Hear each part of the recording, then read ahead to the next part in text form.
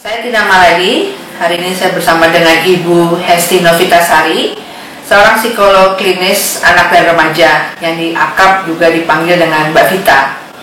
Hari ini kita akan membicarakan topiknya menata hati dan pikiran untuk orang tua dari anak dengan kondisi cerebral palsy atau yang kita sebut dengan CP. Hai Fit. Halo Mbak Tina. Fit, sharing dong, ada gak pengalaman mendampingi orang tua yang anaknya baru aja terdiagnosa dengan kondisi cerebral palsy atau CP?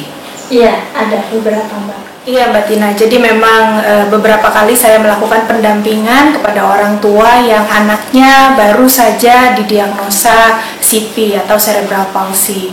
Biasanya respon orang tua adalah pertama kaget, terkejut ya, kemudian ada perasaan kecewa, ada perasaan sedih, kemudian yang dipikirkan pun juga bingung harus berbuat apa gitu, sehingga kondisi-kondisi seperti ini akan mempengaruhi mental atau kondisi psikologis dari para orang tua. Benar Fit, yang kamu katakan mempengaruhi mental dan kondisi psikologis. Itu pun terjadi pada saat anakku didiagnosa dengan autism atau jadi kan termasuk kondisi special needs. Betul.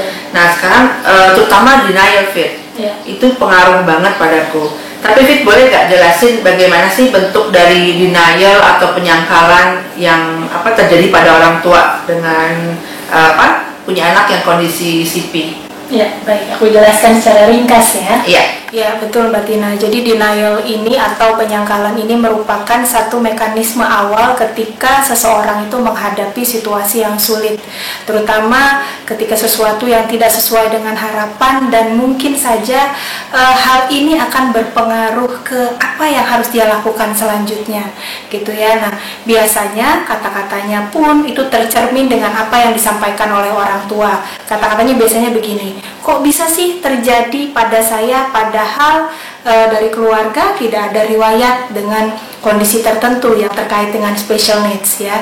Nah, itu merupakan bentuk-bentuk denial yang terjadi pada orang tua yang ketika anaknya awal didiagnosa dengan kondisi tertentu. Jadi wajar Fit kalau orang tua tuh mengalami denial atau penyangkalan. Nah, lalu dampaknya bagaimana ya Fit?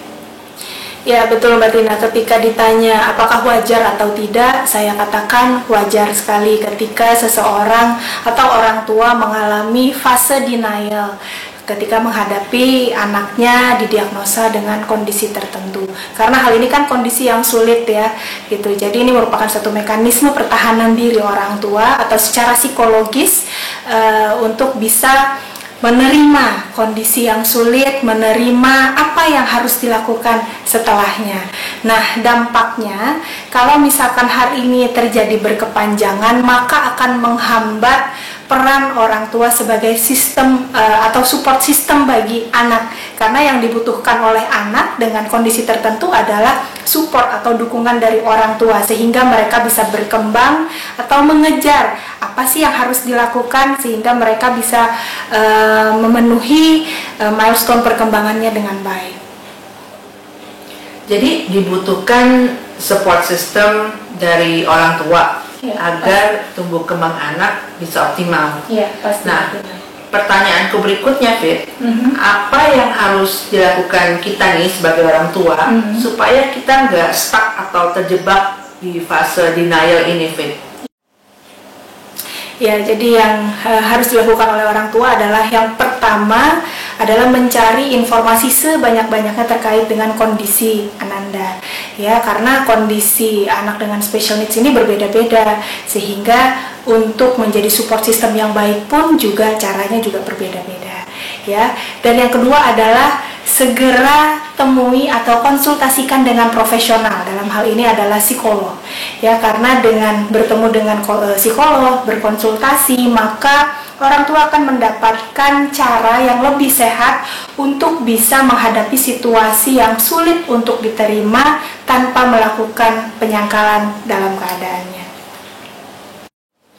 Jadi Fit, dari obrolan kita hari ini ada 4 poin yang aku ambil kesimpulannya. Betul ya Fit ya? Betul. Ya, betul sekali Mbak Tina. Jadi 4 poinnya adalah, yang pertama adalah denial atau penyangkalan ini biasanya terjadi sebagai respon awal ketika orang tua menghadapi situasi yang sulit untuk diterima. Dan ini yang kedua, hal ini wajar sekali terjadi gitu ya, karena sebagai proses untuk beradaptasi sehingga orang tua pada akhirnya nanti bisa menerima kondisi sang anak.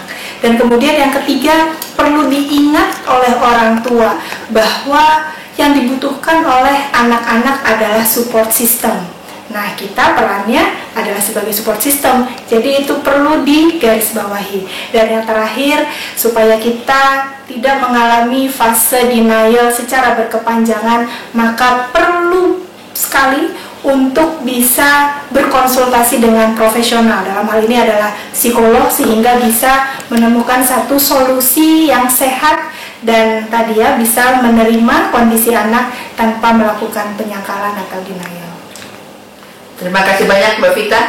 Sama-sama Mbak Tina. Sampai ketemu lagi di obrolan kita mendatang.